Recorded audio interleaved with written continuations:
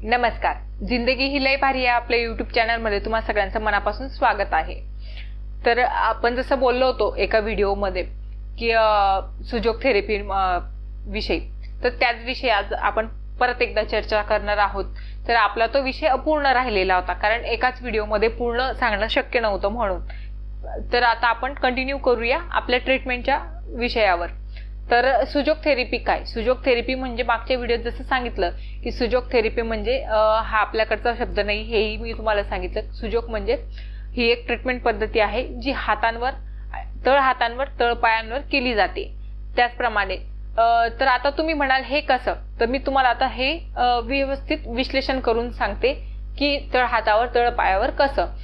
बघा, आपलं शरीर कसं असतं की आपल्या शरीराच्या बाहेर 5 गोष्टी गेलेल्या असतात.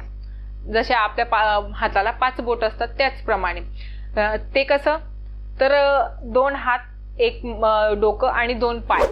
तसंच आपल्या हाताचं ही जर तुम्ही निरखून बघितलं तर हे आहे हा अंगठा आणि हे 4 बोट. तर याला आपण समजूया डॉक्टर पार्क जेहूच्या यांच्या म्हणण्यानुसार आपला थंब म्हणजेच आपला चेहरा जितका महत्वाचा असतो, तोंड जितकं महत्वाचं असतं पूर्ण शरीरात, तितकंच महत्वाचा हातासाठी आपला अंगठा असतो. हे तर सगळेजण मान्य करतात की अंगठा हा खूप महत्वाचा आहे पूर्ण हातात. तर त्याचप्रमाणे आपला अंगठा म्हणजे आपला चेहरा किंवा तोंड झालं. आणि हे 2 बोट हे वरच्या साईडला असल्यामुळे आणि वरती बाहेरच्या साईडला असल्यामुळे हे दोघं हातांना आपण मानूयात की हे दोघं हात आहेत. आणि हे दोघं म्हणजेच की पाय मिडलला असल्यामुळे हे पाय म्हटले जातात. तर तसंच पायाचं पण असतं. जो अंगठा जो आहे पायाचा तो तोंड आणि जे आजूबाजूचे बोट आहेत दोघं ते हात आणि मधले मिडलचे बोट असतात ते असतात आपले पाय. तर त्याचनुसार तर हा चेहरा झाला. आपल्या चेहऱ्यावरचे जेवढे पण हे असतात की नाक, डोळे, कान वगैरे ते सगळे पॉइंट्स इथं थंबवर असतात. आणि त्याच प्रकारे तुम्ही जर बघाल तर ही मानेला ही जेही प्रॉब्लेम होत असतात की जसं काही घसा बसल्यानंतर इथं त्रास होतो घशाला किंवा घसा बसतो, तर त्यावेळेस जर तुम्ही इथे ट्रीटमेंट केली तर तुमचा घसा बरा होऊ शकतो. त्याच मानाने ही झाली पुढची साईड. आता सविस्तर मी तुम्हाला तर आता प्रॅक्टिकली दाखवू नाही शकत की कुठले पॉईंट कुठे आहेत, तेवढं शक्य नाही होणार. पण मग मी हळूहळू तुम्हाला की कुठल्या आजारांवर कुठल्या ठिकाणी तुम्हाला कशी ट्रीटमेंट करायची हे मी तुम्हाला सविस्तर सांगेल. तर ते आपण आता समजून घेऊया. जर हे चेहरा झाला तर इथल्याशी रिलेटेड जोही प्रॉब्लेम असेल तो तुम्ही इथे करू शकतात. मानेशी रिलेटेड काहीही प्रॉब्लेम असला तो इथे करू शकतात. ही झाली पुढची साईड. आता मागची साईड, तुम्ही म्हणाल मागच्या साईडचं मग कसं, तर मागच्या साईडचं हे आहे मागची साईड. हे आहे डोक्याचा भाग इथपर्यंत. ही आहे सर्वायकलचा भाग आणि हे आहे पूर्ण आपला मागची साईड. हे मागचे हात म्हणजे मागून हे जे असतात ते, आणि हे पाय, आणि हा आपला पूर्ण शरीराचा पोर्शन. सविस्तर याच्यावर मी कधीतरी तुम्हाला सांगेलच. खूप मोठा व्हिडिओ होणार आहे त्याच्यामुळे मला एकदम सगळं नाही सांगता येणार किंवा बरेचसे पॉईंट्स आहेत जे मला तुम्हाला समजवता नाही येणार कारण हा पूर्णच कोर्स आहे. एक पूर्णच कोर्स 1-2 व्हिडिओमध्ये सांगणं अशक्य आहे. तर त्याच्यामुळे पण मग मी हळूहळू तुम्हाला सांगेल की हे झालं डोकं, हे झालं पाय आणि हात आणि पाय.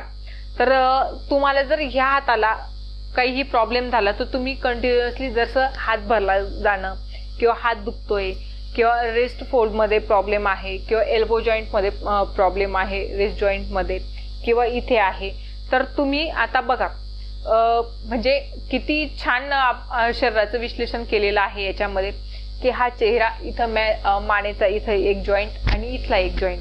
तर तसंच थंबचा हा एक जॉईंट आणि हा एक जॉईंट असतो. तर म्हणजे हा आणि हा.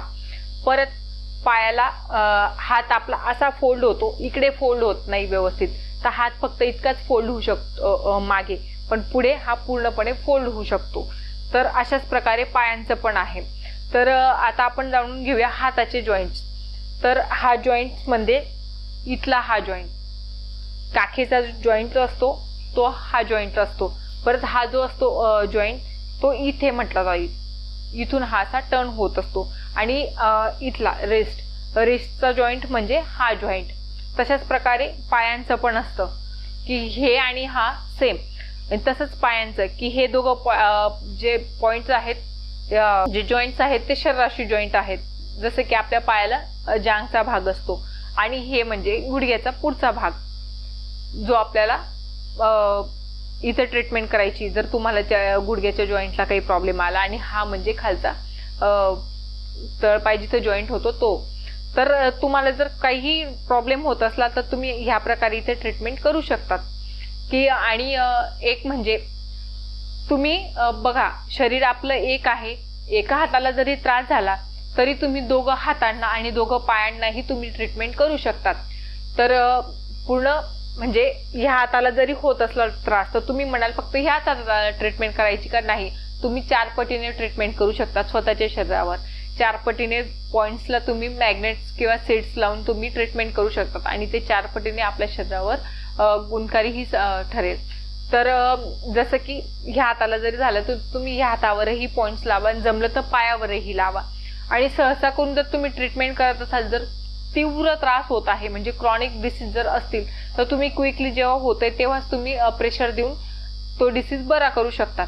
पण जर थांबू शकत असाल की म्हणजे कुठलीही ट्रीटमेंट तुम्हाला 8 तास करायची आहे, सीड्स जरी लावले तरी तुम्हाला सीड्स तुम्हाला 12 तास लावायचे आहेत.